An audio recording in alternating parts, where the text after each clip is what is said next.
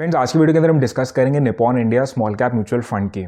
हम इस फंड के अंदर इसके बेसिक फैक्ट्स, इसके बेसिक रिटर्न्स, इसके रिस्क प्रोफाइल, साथ में हम देखेंगे कि कौन कौन से सेक्टर्स और कौन से मेजर स्टॉक्स हैं जिसके अंदर इसके अपना एलोकेशन कर रखा है। तो आइए फ्रेंड्स, अपनी वीडियो को स्टार्ट करते हैं। तो अगर हम जो पर्टिकुलर म्यूचुअल फंड है, सबसे पहले आपको ये देखने की ज़रूरत है कि ये स्मॉल कैप म्यूचुअल फंड है। आपको पता है मार्केट के अंदर लार्जली 3 कैटेगरीज ऑफ कंपनीज होती हैं हमारी, large caps, mid caps and small caps. जो स्मॉल कैप कंपनीज होती हैं उनका मार्केट कैप जो होता है 5000 करोड़ से कम होता है। ये ऐसी कंपनीज होती हैं जिनके अंदर फ्यूचर के अंदर पोटेंशियल है कि आगे चल के they can become a mid cap और अ लार्ज कैप्स। इसीलिए इसके अंदर जो होती है रिटर्न्स की एक्सपेक्टेशन काफ़ी ज़्यादा होती है। ये वॉलेटाइल भी बहुत ज़्यादा होती हैं क्योंकि there is also negative possibility कि ये स्मॉल कैप से माइक्रो कैप्स भी बन सकती हैं। तो इसका मतलब है ये काफ़ी हाई रिस्की, हाई रिटर्न्स की पोर्टफोलियो या फिर उस कैटेगरी के अंदर आते हैं। तो अगर आप ऐसे इन्वेस्टर हैं जिनका होराइजन, बेसिक होराइजन या आपका गोल है जो एटलीस्ट 5 ईयर्स का है, 5 ईयर्स दूर पे है, तभी आपको इसके अंदर इन्वेस्ट करना चाहिए। But if you are a type of investor जो रोज़ रोज़ अपना अकाउंट चेक करते हैं या फिर उनको ज़रा सी भी वॉलेटिलिटी नहीं चाहिए, then it can become a very risky investment. Now if we start about the Nippon India small cap mutual fund, तो बेसिक अगर फैक्ट्स की बात करें तो ऑलमोस्ट 10 ईयर्स से ये इसकी एज है, यानी कि हमारे पास कंसिडरेबल हिस्ट्री है about this particular mutual fund. अगर हम इसका AUM साइज डिस्कस करते हैं तो ऑलमोस्ट 23,700 करोड़ का इसका AUM हो चुका है। That means it's a very popular fund. Now we are discussing this fund जिसका बेंचमार्क हमने कंसिडर किया है निफ्टी 250 इंडेक्स, क्योंकि जैसे हमने बताया कि मार्केट कैप के हिसाब से स्मॉल कैप्स कंपनीज वो होती हैं जो रैंक 251 से 500 होती हैं। तो all those 250 companies count in your small caps. Now अगर हम बात करें इसके अंदर एलोकेशन कि इसके अंदर large caps, mid caps, small caps का एलोकेशन क्या है, तो ऑलमोस्ट 65% जो कंपनीज हैं these are based out your small cap companies.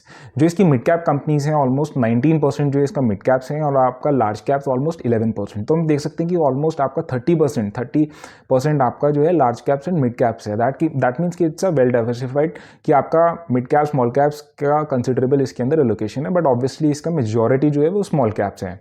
अगर हम बात करें इसके अंदर इसके रिस्क प्रोफाइल की बात करते हैं, अगर हम सबसे, क्योंकि इट्स वेरी इंपॉर्टेंट, हम रिटर्न्स या किसी भी चीज़ को डिस्कस करने से पहले इसके रिस्क प्रोफाइल के बारे में बात करते हैं। तो वी हैव कंसीडर्ड यहाँ पे 2 parameters, one is your standard deviation like normally we do and also the Sharpe ratio. तो हम इसके अंदर डिस्कस करेंगे, साथ में हमने इसका पीयर कंपैरिजन भी किया है इसके अंदर रिस्क प्रोफाइल के अंदर। तो we have taken SBI, HDFC and Axis. Now what we have done is, आपको पता है, हम सबसे पहले बात करते हैं स्टैंडर्ड डेविएशन।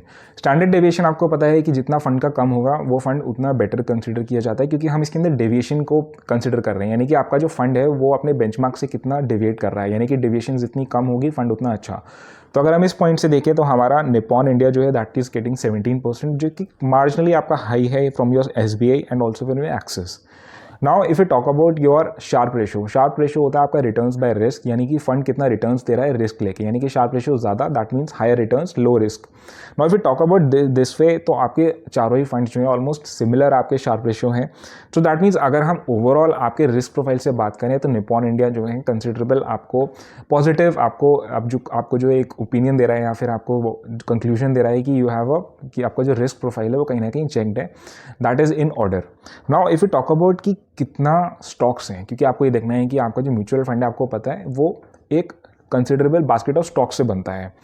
नाउ ये जो म्यूचुअल फंड है इसके अंदर ऑलमोस्ट 167 यस, इसका मतलब ये काफ़ी वेल डाइवर्सिफाइड म्यूचुअल फंड है। नाउ इफ यू सी कि कौन कौन से सेक्टर्स हैं जिसके अंदर ये डाइवर्सिफिकेशन है, सो वी सी मैक्सिमम आपका जो एलोकेशन होता है इस फंड के अंदर that is your capital goods about 14%, then we have financials about 12%, chemicals 10%, the consumer staples the 8% and then rest services, technology and automobiles. तो आप देख सकते हैं टॉप जो आपके 7-8 सेक्टर्स हैं तो वो डिफरेंट डोमेन से हैं। तो ये दैट मीन्स कि इसका सेक्टर वाइज भी इसके अंदर जो लोकेशन है वो काफ़ी डाइवर्सिफाइड है, एक ही सेक्टर के अंदर ये सारे के सारे स्टॉक्स नहीं हैं।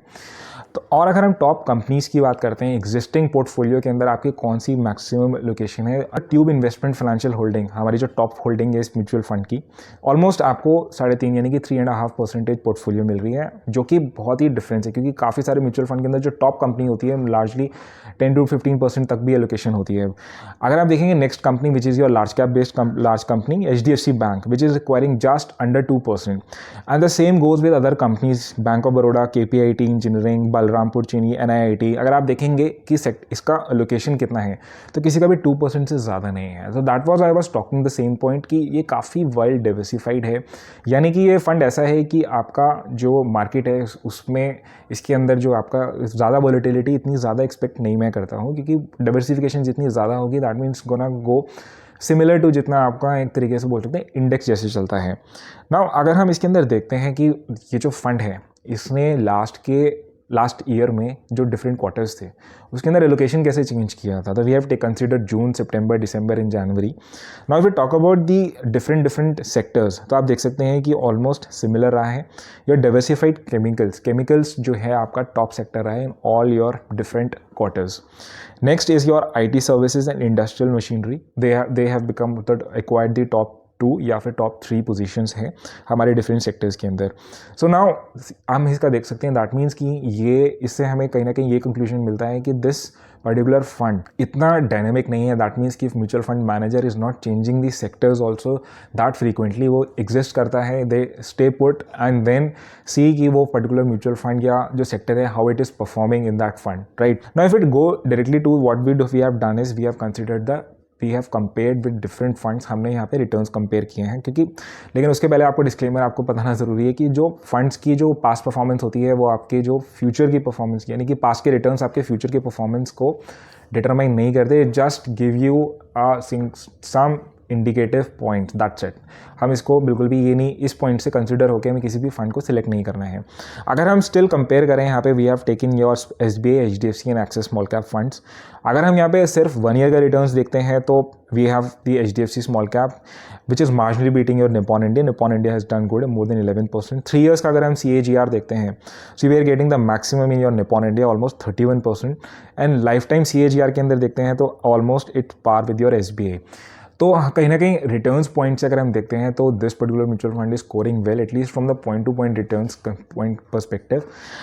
तो कहीं ना कहीं अगर हम इस पॉइंट को कंक्लूड करें तो आपको ये बताना सबसे पहले ज़रूरी है कि आप कभी भी स्मॉल कैप जैसी कंपनीज़ या स्मॉल कैप म्यूचुअल फंड के अंदर इन्वेस्ट करते हैं तो सबसे पहले इट्स इंपॉर्टेंट कि आप SIP करें, क्योंकि इट्स वेरी इंपॉर्टेंट। जैसे अभी का वॉलेटाइल बहुत मार्केट है, काफ़ी लोग क्या कहते हैं, जैसे मेरे पिछले वीडियोस के अंदर भी काफ़ी रिप्लाइज आए थे जिसके अंदर पीपल आर इन्वेस्टिंग, एक टाइम पे इन्वेस्ट कर देते हैं, लमसम इन्वेस्ट कर देते हैं और सिर्फ 6 मंथ्स या 1 ईयर के अंदर वो बोलते हैं कि मेरे नेगेटिव रिटर्न्स हो रहे हैं, व्हाट शुड आई डू। आपका ये जो पर्सपेक्टिव है दैट इज़ वेरी रॉन्ग। अगर आपको इन्वेस्ट करना है स्मॉल कैप जैसी कंपनीज़ की तो इट इज़ एडवाइज्ड कि you do a systematic investment, आप मंथली कुछ पैसा इन्वेस्ट करिए over the years, over the time period, and आपको उसको रखना पड़ेगा थोड़े टाइम के लिए, and then you have to see at least 3 years या मिनिमम 5 ईयर्स का तो आपको हॉराइजन आपको बनाना पड़ेगा, क्योंकि अभी का जो मार्केट है उसके अंदर mid caps and small caps काफ़ी डाउन है। तो डाउन के अंदर अगर आप इन्वेस्ट करेंगे तो आपको उसके रिटर्न्स भी मिलेंगे, but you need to have a better perspective. बाकी स्मॉल कैप्स के अंदर आपको कौन से पर्टिकुलर फंड के अंदर इन्वेस्ट करना है वो अपने फंड मैनेजर की एडवाइस पे ही करना है। ये जो फंड है आपका जो वीडियो है that is only in case you need an education on this particular mutual fund. तो I hope you got some idea. आपको कुछ डाउट लगते हैं इस पर्टिकुलर फंड के बारे में और कुछ जानना है तो you can let me know in the comment box. आपको कोई और फंड के बारे में भी जानना है that can also you mention. आपको वीडियो अच्छी लगी तो kindly like it and also do subscribe to this channel Simply Money. Will see you next time with another video in another topic. Thank you.